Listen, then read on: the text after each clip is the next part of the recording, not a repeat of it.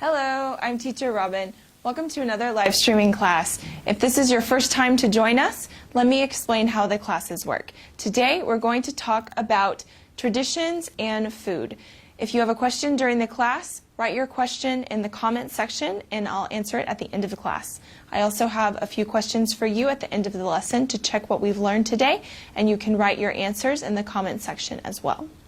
So before we get started with today's topic, let's review what we learned in last week's class in case you missed it.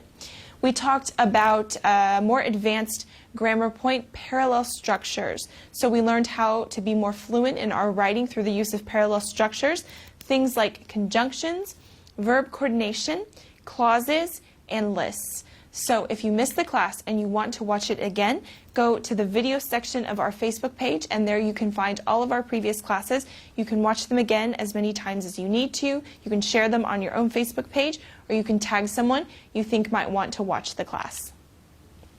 So today we are talking, or we're learning how to talk about traditions and food, because as the holiday season is approaching, you might be invited maybe to a dinner to celebrate something like Thanksgiving or Christmas, and we want to give you as much vocabulary as possible to be able to talk about this with your friends and with your family.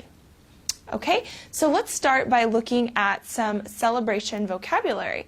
So there are many different ways to, or many different synonyms for the word to celebrate, okay? If we're talking about a holiday, an official bank holiday, then we say observe. So if you observe a holiday, it means that you don't work that day, that you probably have some sort of celebration at home, or you go somewhere to celebrate. Okay, so another way to say to celebrate, to party, fête, okay? To have a feast. So this is a meal, but it implies that there's a lot of food there. So if there's a party and there's no food, you can't call it a feast. There has to be some sort of a meal there, okay? And then two different verbs to talk about enjoying ourselves at a celebration are to let loose, okay? So this means to just relax, to enjoy yourself, and to have a ball means to have a really good time. Okay, if you decide you're going to host some sort of holiday party or celebration, then you'll need to invite the guests that you want to come. So you need to do this by either you can mail an invitation, or you can send an e-bite. You can even create a Facebook invitation or a WhatsApp group, different kinds of online things. So once you've decided who is coming, or once you know who is coming, then you need to, well, in your invitation, you need to include the theme, the attire.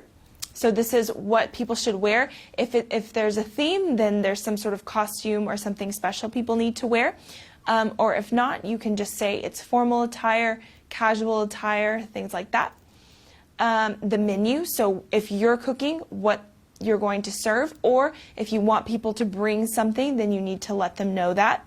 Okay, and then the date and the time of the party. And people will RSVP, so that means that they'll tell you if they can attend or not.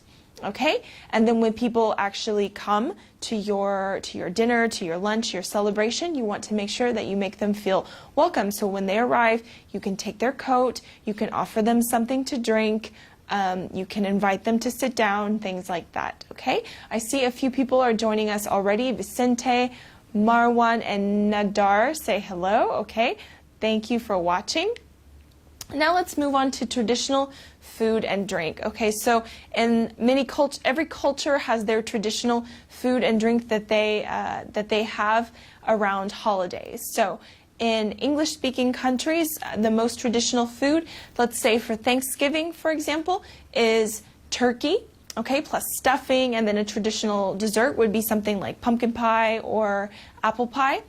In England, you might eat something like a roast dinner, so roast with potatoes, peas, Yorkshire pudding, things like that.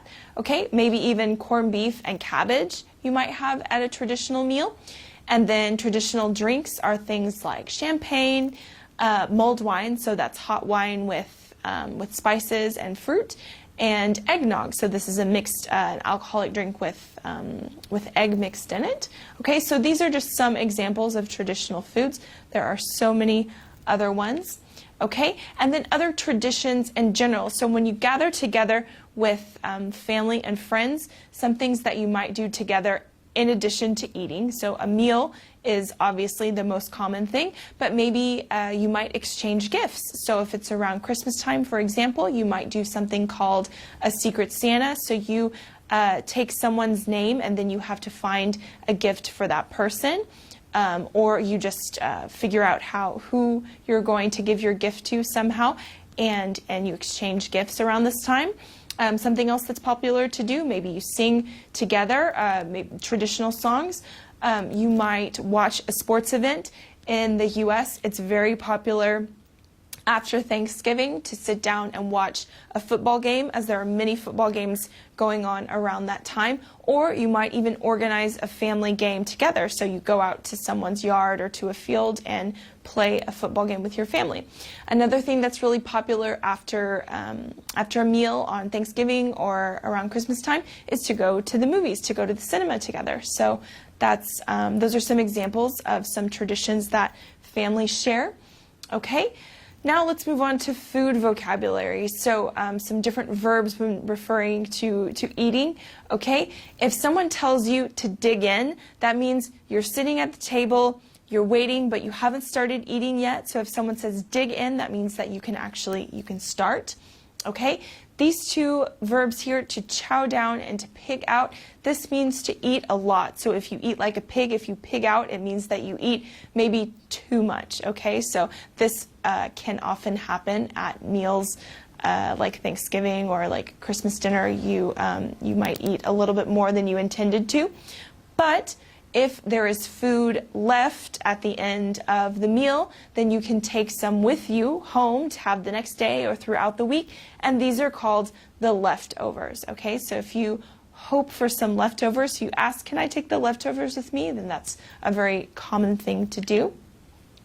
Okay, so what if somebody invites you, what if you're not from that country and someone invites you to a meal and you really enjoy the food and you want to ask how it's made?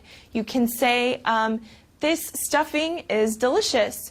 What's the recipe? Okay, so you can ask how it's made, and they'll say you make it with bread, celery, mushrooms, etc. Okay, or asking, how should I eat this? So maybe you see a dish and you think, I'm not really sure what I'm supposed to do. Do you eat it with a knife and fork?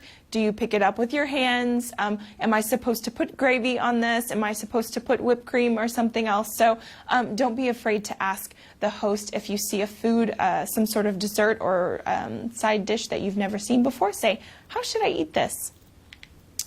Okay, so now I want to hear from you, okay? I want to know more about your traditions. I know we have many different students from many countries, so I've given you a little bit of information about English-speaking countries like the US or the UK, but I want to know more about you. So, what do you eat at your celebration? So when you are celebrating a holiday, what is some typical food that you make? So if you want to share the recipe, then please feel free to do that.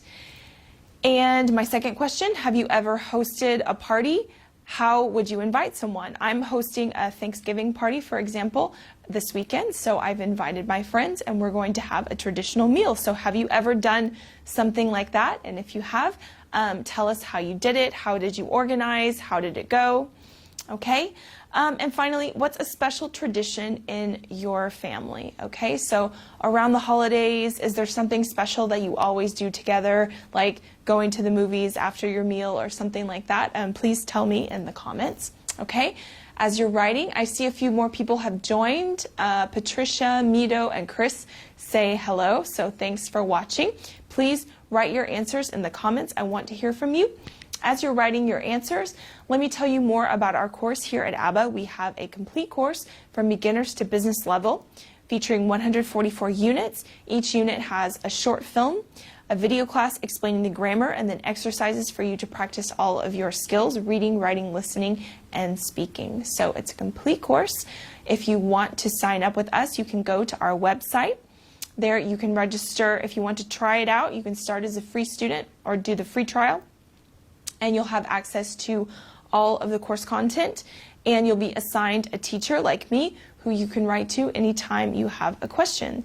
So we also have available private speaking classes, so you can find that included in your course. And we also have a package that includes a Netflix subscription. This is called our unlimited package. So you can have a course, you can have private classes, and you can watch Netflix and improve by watching movies or watching TV shows. In addition to our course, we have many other resources for you to check out, and these are for free. We have our blog called our ABBA Journal, where you can find articles about grammar, about culture, so other items related to what we talked about today, so how to talk about traditions, how to talk about food. You can find all kinds of articles on our blog, so you can check it out in English, Spanish, Italian, Portuguese, French, German, and Turkish. So if that is your native language, then you can find it translated. If not, you can just read it in English. All right, we are on all of the social media networks, Facebook, Twitter, YouTube, and Instagram. So please check us out, especially on Instagram. You can find interesting stories every day featured, so you can learn a little bit of grammar or vocabulary as you're on your way to work or at night before you go to bed. So just these quick lessons that are really, really useful. Okay, so if there are any questions for the time being, I will let you keep writing your answers. I look forward to reading them. Let me tell you about next week's topic. Next week, I'm going to have a special guest, someone you may have seen before in previous live streaming classes, and she is going to help me talk about learning modal verbs with songs. So many students have questions about modal verbs. When do I use them? Which one do I use? So this is going to be a really fun class because you can always learn English with songs. You can learn almost any grammar point through songs. So we're going to look at the song lyrics and different examples of modal verbs. So this is going to be a great class. Please join us next week. I want to thank everyone who is watching today, and I encourage you to keep writing in the comments. I want to hear more about your traditions, and I hope you can join us next time. So have a great rest of your day and take care. Bye.